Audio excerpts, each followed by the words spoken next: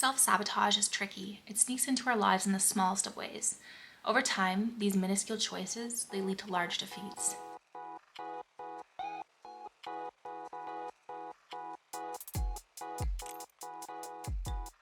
Self-sabotage is a destructive pattern of behavior that holds us back from achieving our goals. It can take many different forms, such as negative self-talk, procrastination, and self-doubt.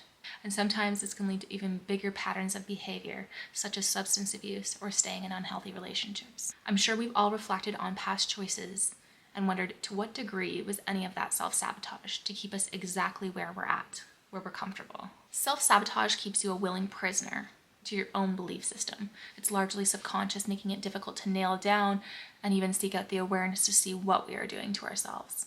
Why does this happen, and what can we do about it? There are three main reasons why we may be subconsciously doing this to ourselves. Let's explore them. Number one, it may be a fear of success. A large part of the problem is that people are creatures of habit. We get used to familiarity. Familiarity is comforting. Change is new, and you can't plan for what you simply don't know. Even if you think you want something, there may be roadblocks as to how your life will change when you do get them. Now, this involves serious introspection, as sometimes it's even the smallest things that are holding us back.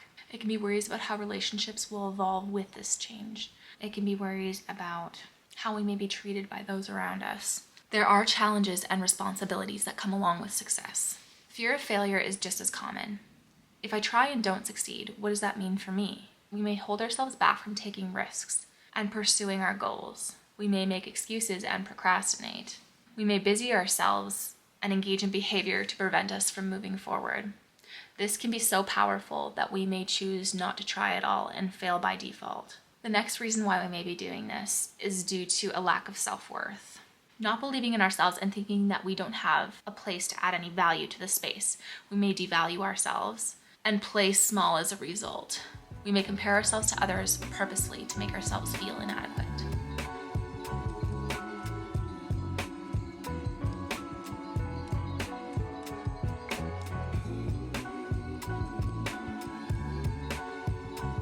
So knowing the reasons why we do this, how can we overcome it? Here are some practical tips. Become aware of your patterns.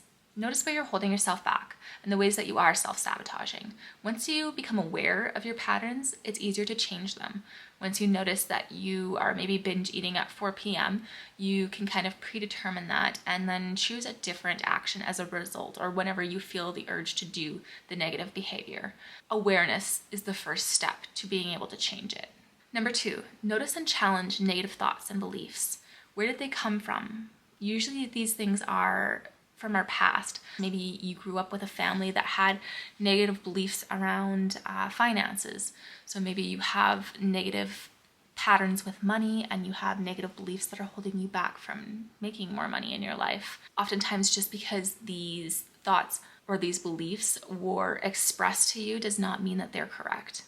Usually these things are passed down through generations or even just something that you caught along the way. Sometimes these beliefs can even come from pop culture.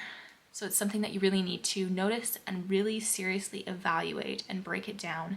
Because if these beliefs aren't taking you where you need to go in life, then they're not serving you and it's time for you to change them. Number three, practice self-love and self-care. When we treat ourselves like we're valuable, we will start to believe it. We will start to listen to ourselves and show up for ourselves. We will believe that we have value, and you should know that you do.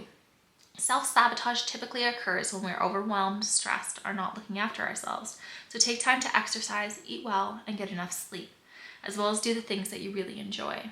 These things that we think that we want, they change our lives in profound ways. We have to acknowledge that. And this change, it scares people, and it can scare you into staying the same. Believing in our own value may feel foreign at first, but take small steps and challenge beliefs, find their root, and if they don't serve you, tear them out. Fear of success, fear of failure, lack of self-worth, these are all common fears and struggles.